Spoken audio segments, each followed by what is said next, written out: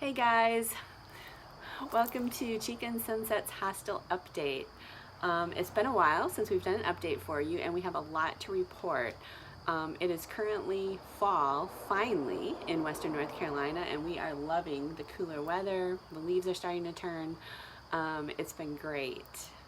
And what that means is, being October, we only have 4 months left before we plan on being open for the 2020 through hiking season starting mid-February. So we've got a lot left to do, but we've been getting stuff knocked out. We really have. So first off, a trail angel is a person who provides something in your hour of need, maybe that you didn't even know you needed. And we have our very own trail angel. His name is Highlander. He's attempted to through hike the Appalachian Trail twice, in 2018 2019. And things have taken him off the trail, so he's now section hiking the entire trail. But in the meantime, he's helping us tremendously. He has an incredible talent for just about everything. He's an electrician. He is a very precise carpenter. And he has been spending quite a bit of time here at the hostel. He's devoted his knowledge, his labor, finances. He's just an incredible guy, and he's truly an angel.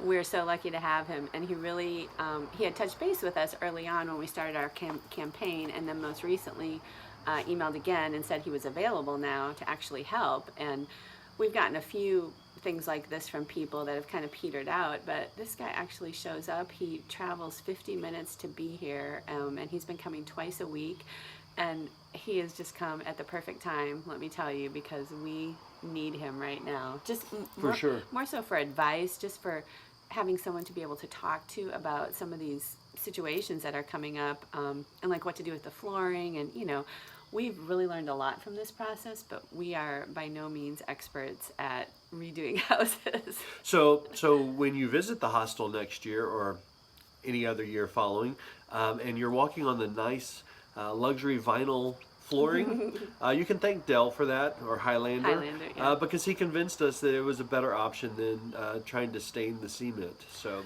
So for a while, we were not able to make any progress on the house, seemingly, and we had to have a lot of patience, because basically we had some water damage. We had some leaks, and we needed to take parts of the drywall and the walls down to make sure we had taken care of all those water leaks. So for a long time, we were dehumidifying, drying the downstairs out. It is a downstairs level and kind of like a half basement, half into the ground, half above the ground. So that took a long time and was really hard for me because it's like we weren't doing anything, but we were. So now, then we finally got to the place where we were able to start doing some things that you can see. Right. So basically the entire bathroom, we tore out all the walls, as well as the ceiling. So those walls have been put back up. The ceiling has been reinstalled. So the next step in the drywall is to let the mud finish drying. We're going to sand it down, make sure the seams are taped well, and then we'll prime and paint it, and then the bathroom will be relatively complete. Another thing we have had done, with 100% thanks to Highlander, is all the electrical outlets and light switches had been painted over completely by the previous owner. Maroon. Maroon, or this really dark gray. So we knew we had to replace all those, the plates and the actual outlets and switches.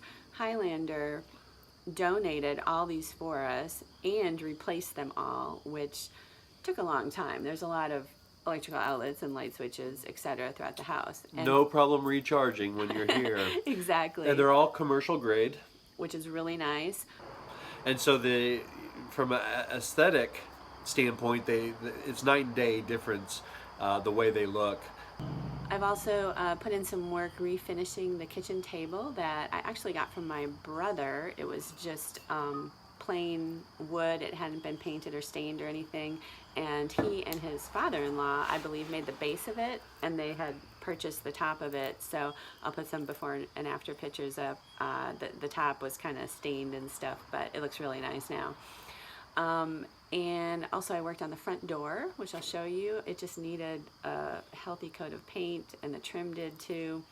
And I made a wreath for it and a sign. And I did some work on the back kitchen door also, which is not going to be used, but it needed to be painted. Another thing Highlander has taken care of again is some stuff with the kitchen sink. There was a small leak that just happened every once in a while. We couldn't figure it out. He totally took care of that. He replaced the whole board underneath the sink, which had been rotted from previous leaking water damage. The whole kickboard that's under the whole line of kitchen cabinets was just dented in.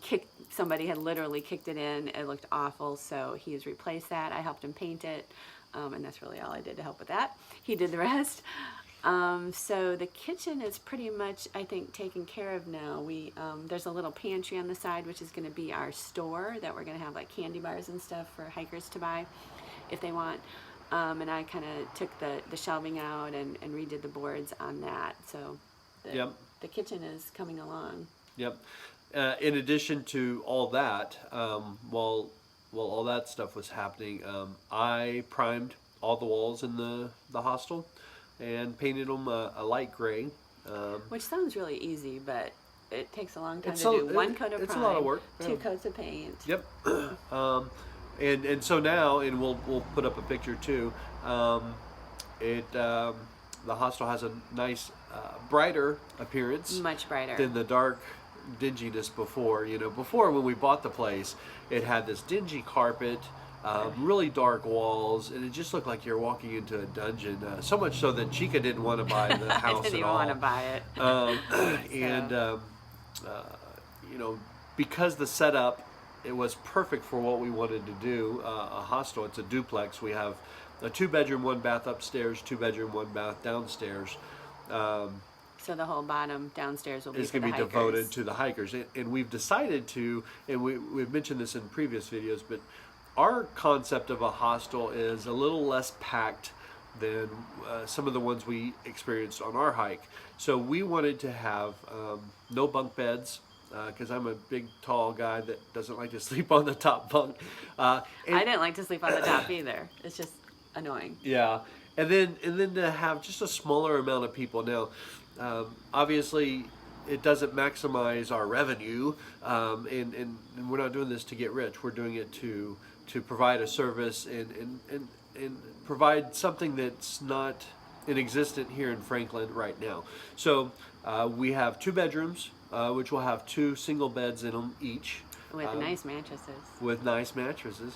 So a total of only 4 hikers sharing one apartment. So they'll have access. You'll have access to a full kitchen, a bathroom where you don't have to wait in a line of 10 people trying to use the same shower and toilet.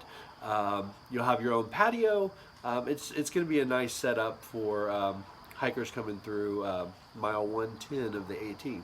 It's going to be awesome. It's going to be awesome. So we are still working very hard every day, and Greg is working a separate job to help out too.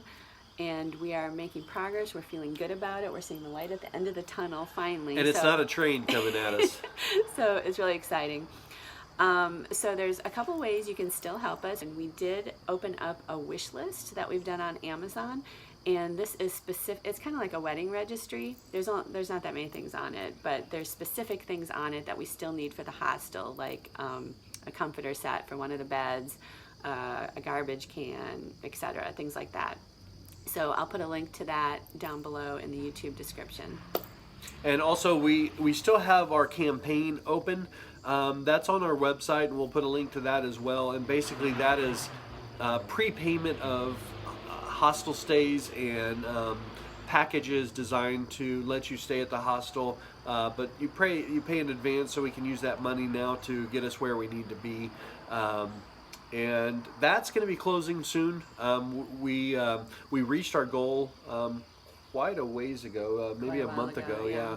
And our goal is $5,000. Yeah, and so I think we're at 130 something percent of that. So, and the support for this hostel has been tremendous. Amazing.